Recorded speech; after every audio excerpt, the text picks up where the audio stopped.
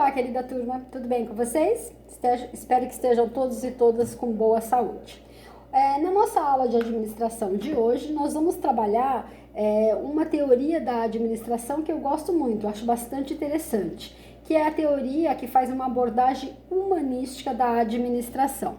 Se vocês lembrarem, nas aulas anteriores, nós estávamos trabalhando com as teorias clássicas, né? Clássica e científica da administração.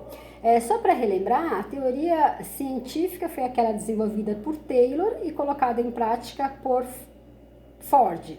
E a teoria clássica foi desenvolvida por Fayol. As duas tinham muitos pontos em comum.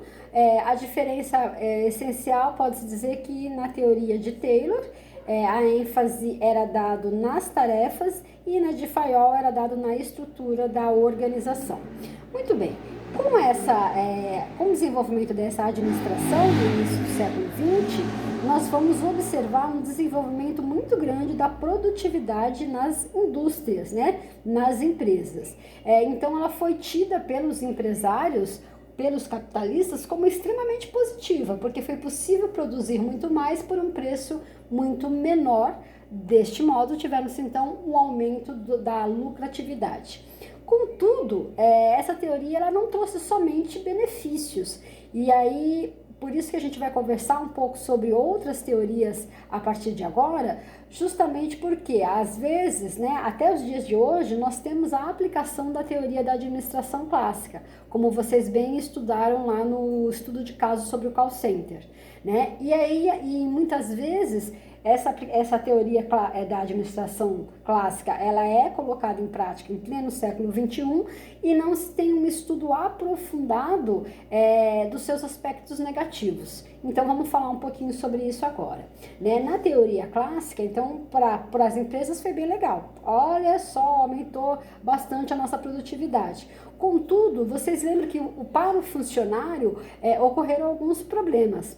Né? Primeiro, nós vamos ter que o funcionário, né, ele era tratado, ou né, até hoje, nas empresas que adotam esse tipo de administração, como uma peça de uma máquina, uma peça de uma engrenagem. Se vocês lembrarem aquela cena do Chaplin, no qual ele entra nas engrenagens da fábrica e é como se ele fosse uma peça dentro daquelas engrenagens, né? Como se ele fosse mais um elemento mecânico. Então, essa teoria da administração clássica, ela é uma teoria com uma abordagem muito mecanicista, né? Ver o ser humano como máquina. E isso vai trazer muitos problemas, principalmente psicológicos, para os trabalhadores, tá certo? E aí, uma das coisas que a gente vai observar, um dos resultados que você vai ter, é que nesse processo o trabalhador ele fica alienado, né? Ele não tem uma visão do todo daquilo que ele está produzindo. Muitas vezes ele fica anos fazendo o mesmo tipo de atividade, apertando o mesmo tipo de parafuso, colocando o mesmo pneu no automóvel, etc. E com isso, ele além de desenvolver problemas físicos, né, de saúde, como por exemplo na coluna, tendinite, etc., ele vai desenvolver muitos problemas de ordem mental. Então isso tudo vai acarretar em quê? Em absenteísmo, né? Ou seja, faltas constantes por problemas médicos, seja físicos ou mentais. Você vai ter um grande turnover, né? Então você vai ter funcionários, principalmente em empresas que pagam um salário baixo, você vai ter os funcionários sempre querendo mudar de empresa, né? Então, por exemplo, nos dias de hoje, no estudo que vocês fizeram do call center, vocês vão observar que o call center é uma área que não paga muito bem, né? E aí você vai ter o quê? Um grande turnover. As pessoas ficam um período, achou um emprego para ganhar R$ 50 a mais, ou às vezes para ganhar a mesma coisa, mas fazendo outra atividade, eles mudam, porque é um emprego extremamente desgastante e, em muitos termos, alienante, tá bom? Bom, outra coisa que aconteceu nesse período foi tumultos, greves, né? E mesmo com uma boa remuneração, porque a gente vai lembrar que tanto Taylor como o Fayol vai defender que o funcionário precisa ser bem remunerado, ainda assim começou a ter, em alguns momentos, queda nos níveis de produção. Bom, mediante tudo isso, vai se desenvolver outras teorias. Até porque em 20, 30 anos, as características dos funcionários modificam bastante, inclusive socialmente, economicamente. Então, já na década de 20, final da década de 20, 1927, especificamente, a gente vai começar o desenvolvimento de uma nova teoria, que é chamada, então, a teoria das relações humanas. Bom, essa teoria ela vai ser desenvolvida por Elton Mayo. Vocês lembram que Taylor e Fayol eles eram engenheiros, né? Elton Mayo ele já é um australiano, ele é diplomado em lógica, filosofia e medicina. Bom, ele vai fazer, né, um estudo levando em consideração, sim, a produtividade das empresas, afinal de contas o que as empresas querem sempre é lucro, tá? Mas aí ele vai colocar, olha, mas para que esse lucro possa permanecer constante e até mesmo aumentar, diminuindo o absenteísmo, diminuindo as greves, os tumultos, é necessário que se tenha uma nova visão do trabalhador. Então, é preciso também lembrar que nesse período, que é a década de 20 para 30, está se desenvolvendo outras ciências, né, como a psicologia, a sociologia, que realmente passa a ver o ser humano de uma maneira diferenciada e não como máquina. Então, será Mayo que vai desenvolver, então, a gente pode colocar que Elton Mayo vai ser o pai da teoria das relações humanas, tá? Assim como a gente tem Taylor na administração científica e Fayol na administração clássica, temos agora então Elton Mayo. Elton Mayo, então, em 1927, vai liderar uma experiência que vai acontecer em Hawthorne. Hawthorne é o nome de uma cidade dos Estados Unidos que abrigava, né, uma empresa do ramo de telefonia. Eles desenvolviam telefones, né? E eles tinham um grande número de mulheres como trabalhadoras, né?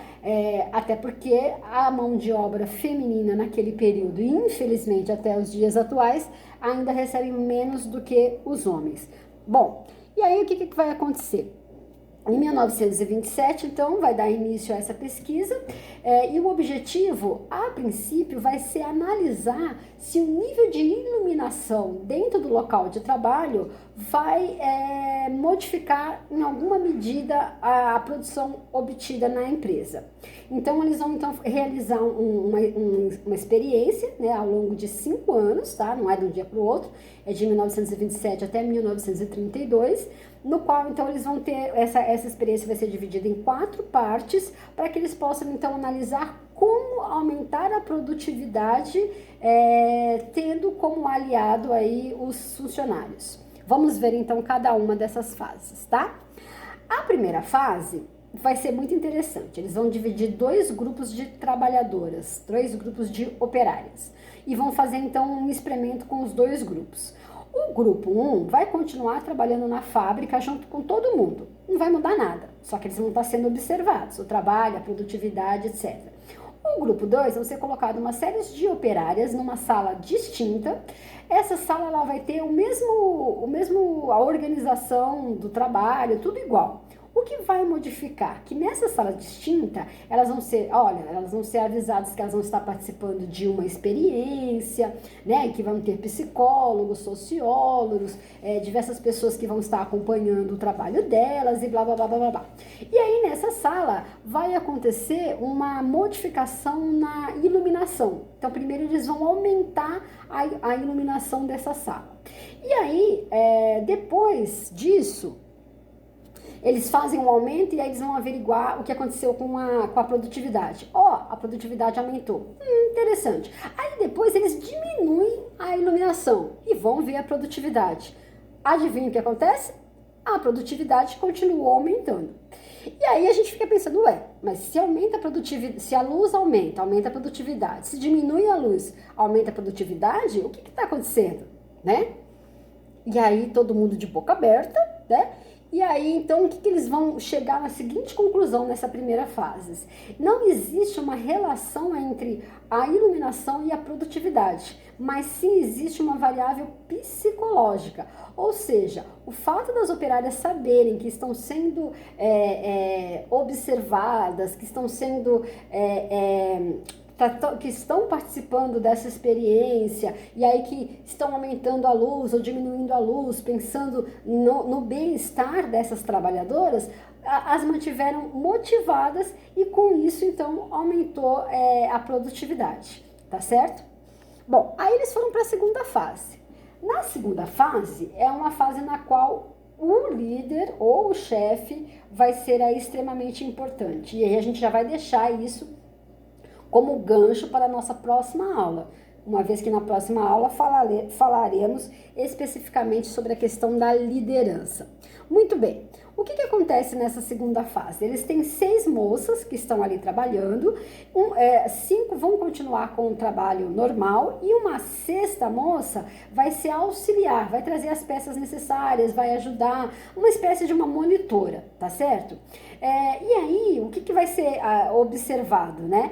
Que vai existir, na verdade, essa 6ª moça, ela vai ser como se fosse uma supervisora do grupo. Contudo, ela não vai ser vista como a chefe, aquela que manda, aquela que só cobra, e sim como uma colaboradora para que todo o grupo consiga alcançar o seu objetivo, consiga então melhorar a sua produtividade.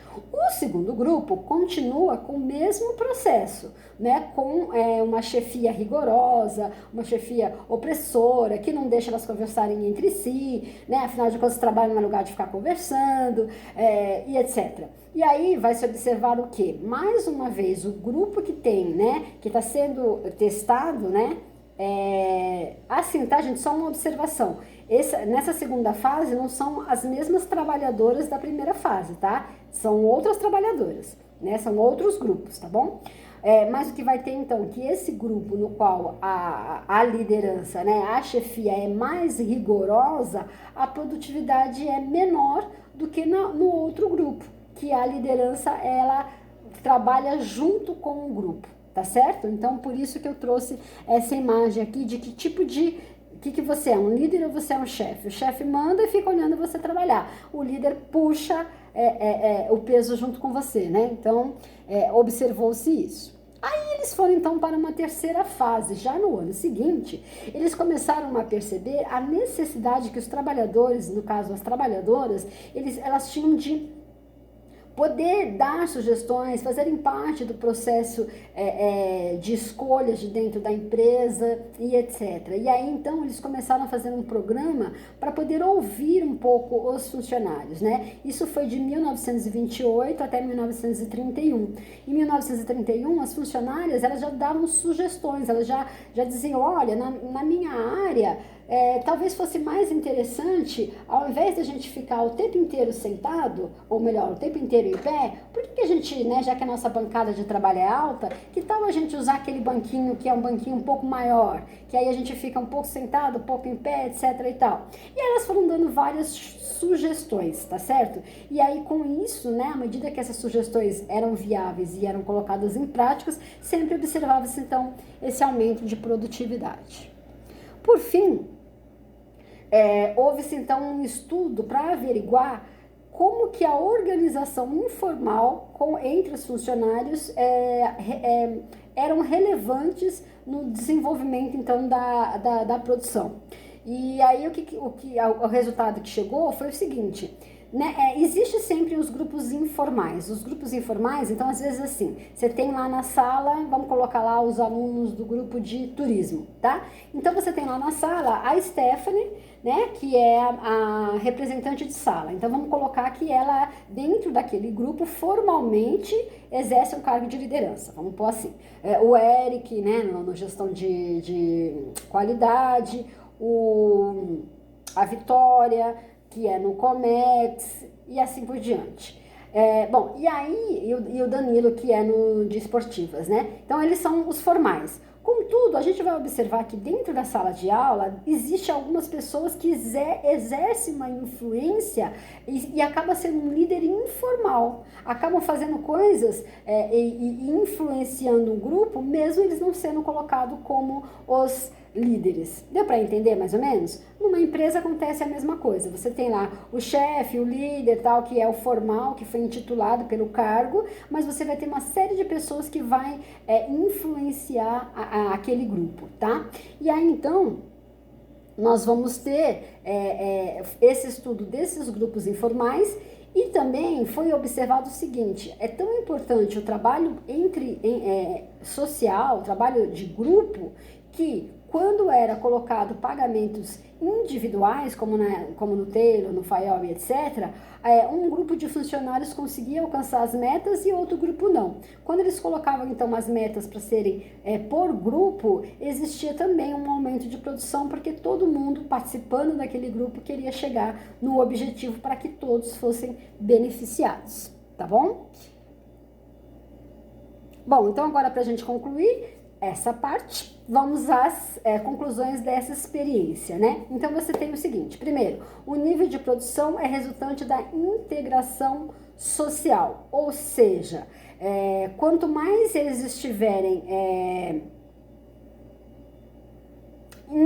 quanto mais aquele grupo estiverem trabalhando em harmonia socialmente, o nível de produção então vai ser aumentado. Então depende muito mais dessa integração social e de querer, porque tem que querer também. Se eu não quiser, eu vou fazer só a minha parte ali lá, tá certo?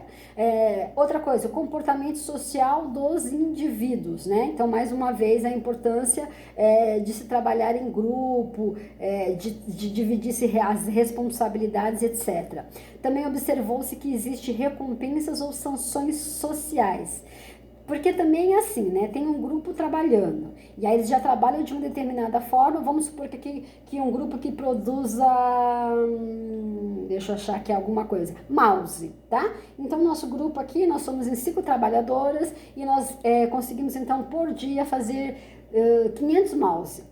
Ou seja, nós somos em 5, cada um faz uma média de 100, umas faz um pouquinho menos, outras faz um pouquinho mais, mas é isso daí. Aí chega uma funcionária nova aqui, primeiro dia ela quer fazer 200 mouse, só ela quer fazer 200 mouse. A gente fala, opa, não é assim que as coisas funcionam não, a banda aqui toca de outra forma. Você vai fazer o seu 100 mouse aí e pronto, e acabou. Aí ela vai dizer, não, mas é possível fazer mais, é possível produzir mais. Não é assim que funciona. Porque se você produzir 200, todo mundo aqui vai ter que produzir 200. Então, o próprio grupo pode começar a dar sanção. Na hora do café, eu não te chamo para tomar café, eu não te chamo para festinha, para happy hour, tá certo? E aí a gente vai te isolando do grupo, até que vai chegar uma hora que vai ser impossível você trabalhar conosco, tá bom? Que mais? Importância dos grupos informais, que eu já expliquei para vocês. Então, esses grupos informais, a liderança informal, as relações humanas, né? Cada indivíduo ali, em relação com o outro, acaba influenciando e sendo influenciado. E por fim, gente, nessa nossa parte aqui, a importância do cargo. Nas teorias anteriores, a clássica e a científica, dizia que quanto mais especialista, né, fosse o trabalhador, melhor seria para a produção.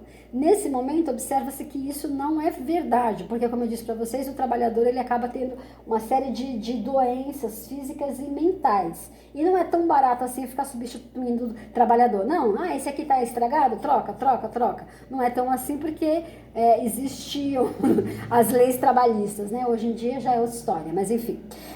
Então, começou-se a pensar a importância de ter atividades diferenciadas dentro do mesmo cargo. Então, podia-se fazer um rodízio. Então, na hora eu fico uma semana apertando o parafuso X em uma certa posição. Semana que vem eu vou fazer uma outra coisa, e aí a gente vai tendo um rodízio, e aí, na verdade, começo a ter uma visão de um todo, tá certo? E não apenas, fico 20 anos apertando o mesmo parafuso, e quando eu vejo um carro na rua, eu nem sei que eu apertei o parafuso daquele carro. Não, acaba se tendo aí uma maior fragmentação desse trabalho, que já não será mais tão especializado, e com isso, então, você também tem aí um ganho para o trabalhador e a trabalhadora, tá?